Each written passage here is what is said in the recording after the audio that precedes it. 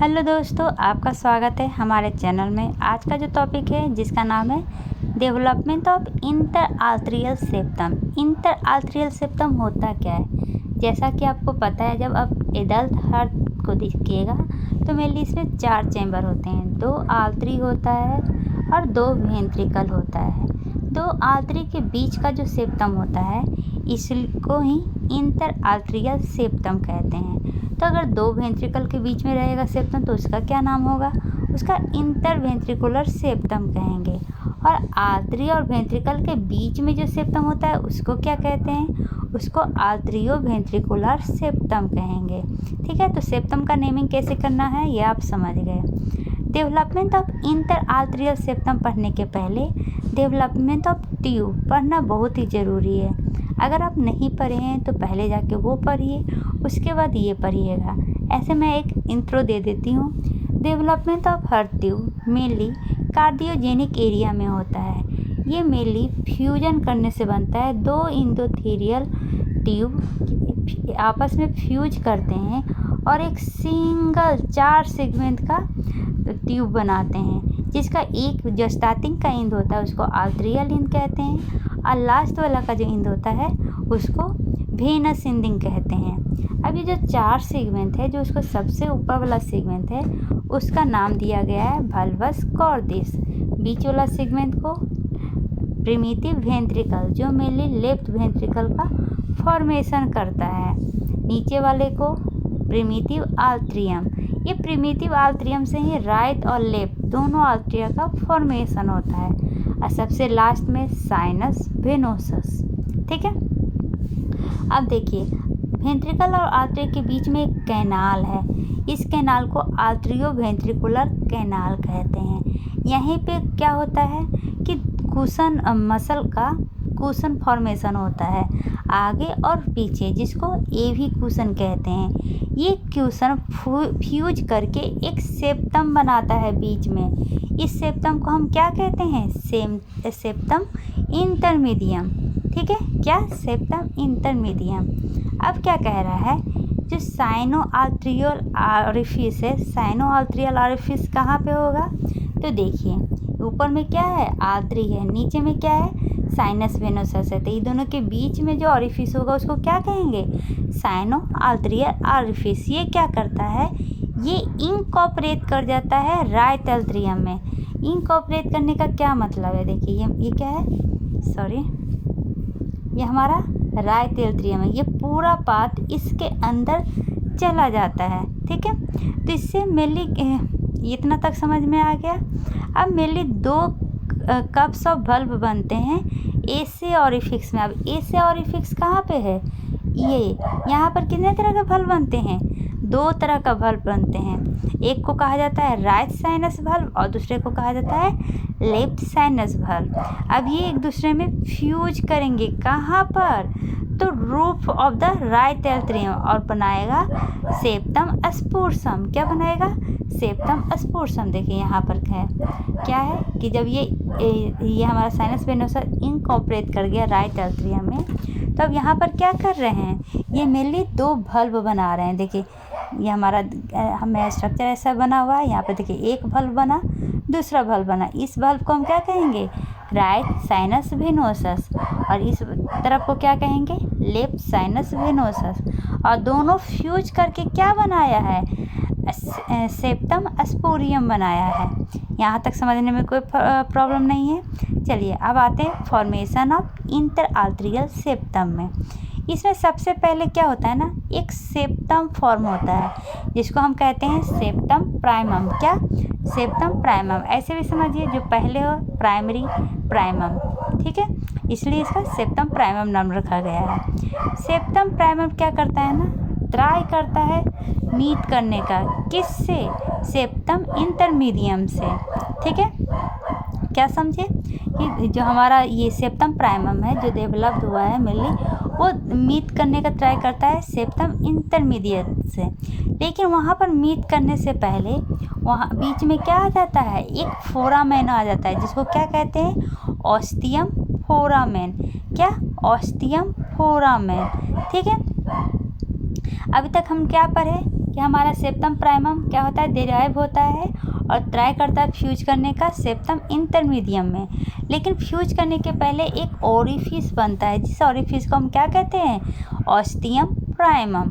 ये septum primum क्या करता है, अप्रोच करता है किसके तरफ, इंटरमीडियम के तरफ, और ये धीरे धीरे क्या करता है, ऑस्टियम प्राइमम चला जाता है सेप्टम इंटरमीडियम में। ये कंडीशन बहुत ज़्यादा दिन तक नहीं रह पाता है। जैसा कि आपको पता है फीटस पीरियड में राइट एट्रियम से लेफ्ट एट्रियम ब्लड जाना ही जाना है। तो ये क्या करेंगे, इस पर्पस के लिए ये क्या करेगा के ऊपर एक फोरामेन बनाएगा। उस फोरामेन को क्या कहते हैं, उस फोरामेन को कहते हैं फोरामेन सेकेंडम ऑस्टियम। क्या, सेकेंडम ऑस्टियम कहते हैं। तो ये बनता कैसे है, जैसा कि आपको पता है कि हमारा ब्लड राइट आर्टरी से लेफ्ट आर्टरी में जाना ही जाना है ब्लड का फ्लो।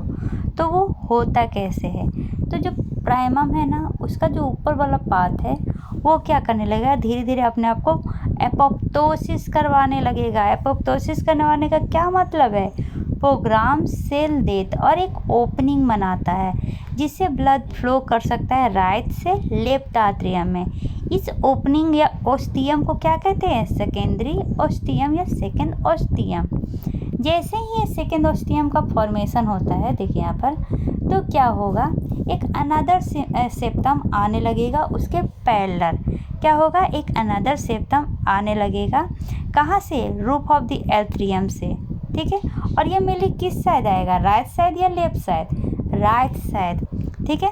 अभी तक हमने क्या कहा, after the formation of second ostium एक और सेप्टम एराइज होगा रूफ ऑफ द आर्टरिया से, और ये मेनली राइट साइड होगा, ठीक है। यहाँ तक समझ में आ गया।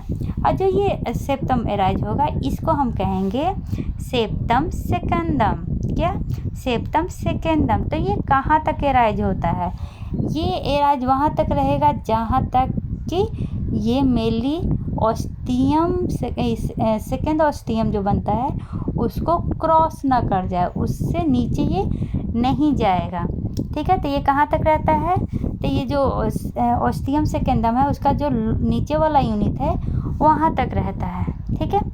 अब जो ये यहाँ पर जो फोरामेन बनता है उस फोरामेन को हम क्या कहते हैं, उस फोरामेन को कहते हैं फोरामेन ओवेली। तो हम क्या कह सकते हैं, फोरामेन ओवेलिंग कुछ नहीं है लेकिन बस एक ऑस्टियम सेकेंडम है जो मेनली ओवरलैप होता है सेप्टम सेकेंडम का, ठीक है। यहाँ तक समझने में कोई प्रॉब्लम नहीं है। अब आते हैं सेप्टम स्पूरियम और लेफ्ट वेनस वाल्व जो फ्यूज करके बनाता है सेप्टम सेकेंडम। क्या, सेप्टम सेकेंडम बनाता है। तो सेप्टम सेकेंडम किसके द्वारा बनता है, सेप्टम स्पूरियम और लेफ्ट वेनस वाल्व। अब सेप्टम स्पूरियम कहाँ था, ये देखिए, ये जो दोनों फ्यूज करके बनाया था, और लेफ्ट वेनस वाल्व ये दोनों मिलके क्या करता है, मेनली सेप्टम सेकेंडम का फॉर्मेशन करता है।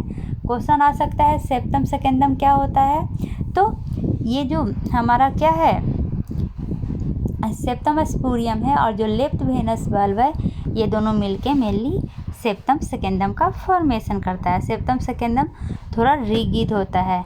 अब जब बेबी बर्थ ले लेता है तो क्या होता है, लेफ्ट एट्रियम में प्रेशर बढ़ जाता है क्योंकि अब जो हमारा लंग है वो फंक्शन करना स्टार्ट कर दिए हैं, ठीक है।